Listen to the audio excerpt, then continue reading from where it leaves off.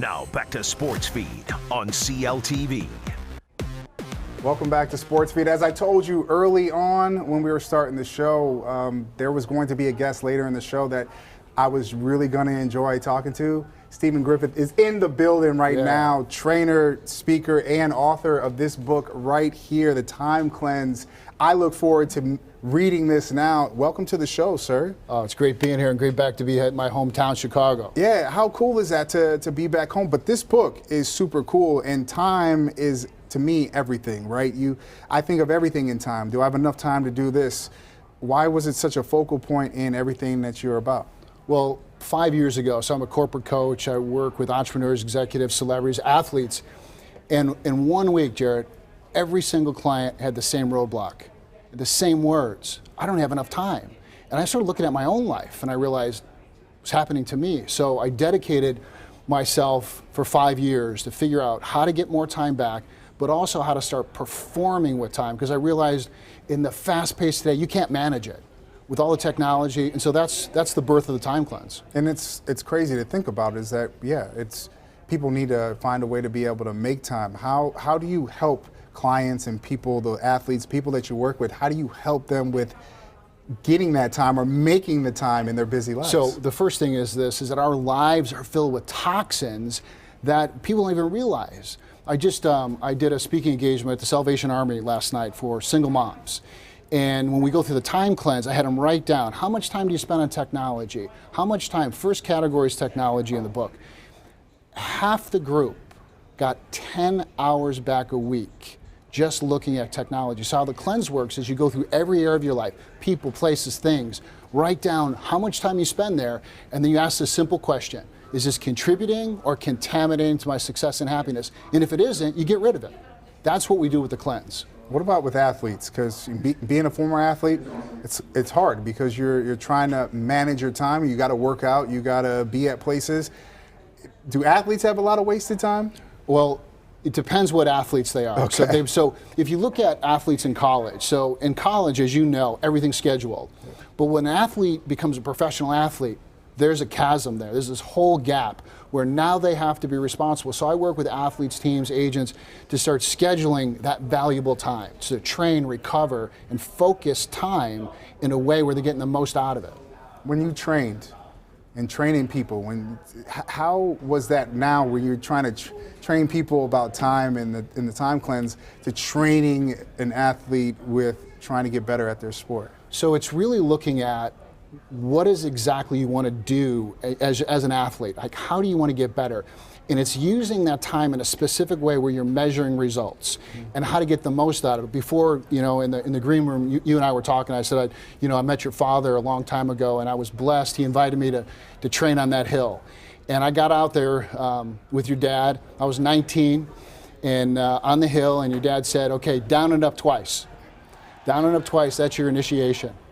And he said one thing to me. He said, whatever you do, don't stop. And in that day, I went down and up twice, and I realized I wasn't pushing myself. And then I watched your dad do it 10 times in a row. So the point of that story is, before that, I didn't know how to push myself. So I wasn't maximizing my time. And then I saw your father do it. I said, you know what, I'm not pushing myself. So you have to be able to focus your attention at short periods of time to maximize your performance. This is different because nowadays, you were talking about where you were last night and talking to those single moms about the technology. That's changed now. I watched games. It was after a Duke game, and these kids were going back into the locker room, and they had a live camera in the locker room, and these kids are on their phones right after the game, and then they put them down and they're talking to the media. And when I was in college, 99 to 2003, that wasn't even a thing. And so it's changed the way that athletes are and the way their brains think now. Right, and so all the athletes, executives, entrepreneurs, everyone I work with, I teach them this concept called timefulness. So it's similar to mindfulness. Mindfulness being present in the moment, aware, inside and outside, single focused. As athletes, we were single focused, but what's happening off the field, off the court, we're getting distracted. So timefulness is being present and aware and intentional with your time on and off the court or the field. Yeah, I see that all the time, and I was talking to Mark Harmon, my other guest, and just to how with Addison Russell, all the stuff that was going on in his life, played a part, I think, into what was going on for him on the baseball Absolutely. time. And it's hard because you have a lot of stuff going on.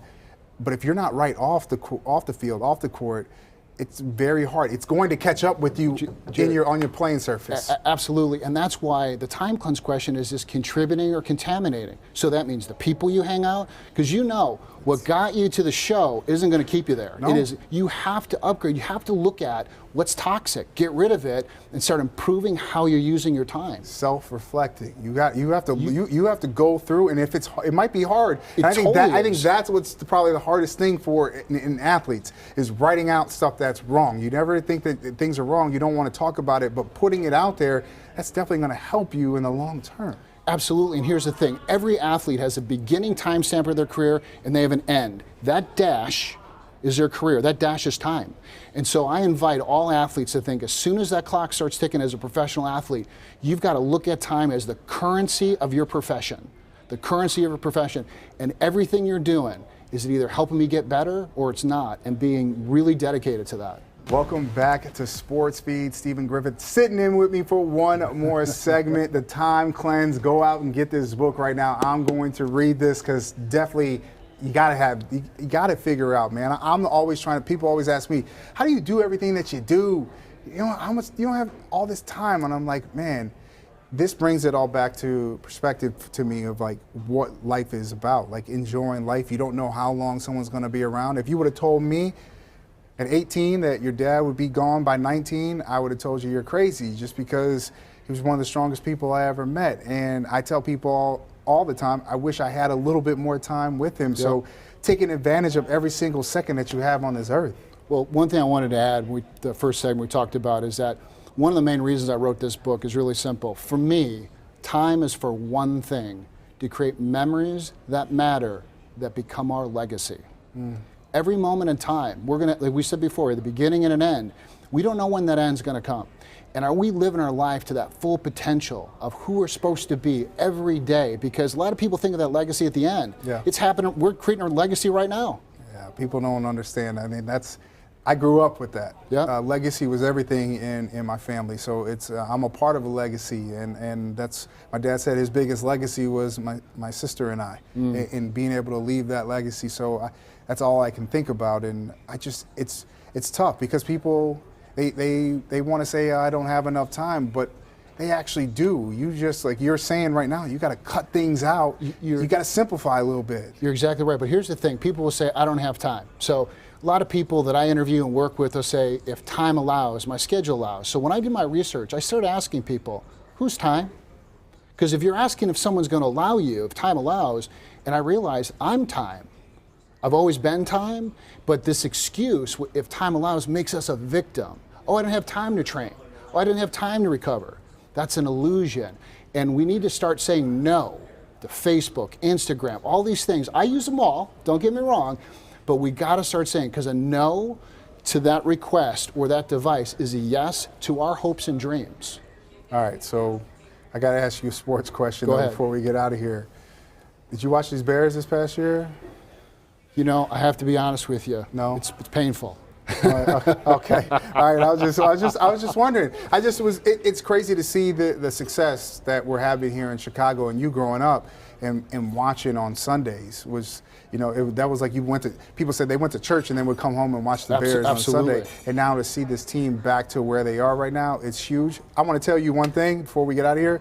You're amazing, man. Keep doing what you're doing. I look forward to not only reading this book, but to getting a chance to get to know you a little bit more, and hopefully we can maybe do something down the line, man. Absolutely, man. It was my pleasure. Man, my pleasure. Stephen Griffith right here on Sports Feed. We got to take a break. We'll come back and wrap up the show.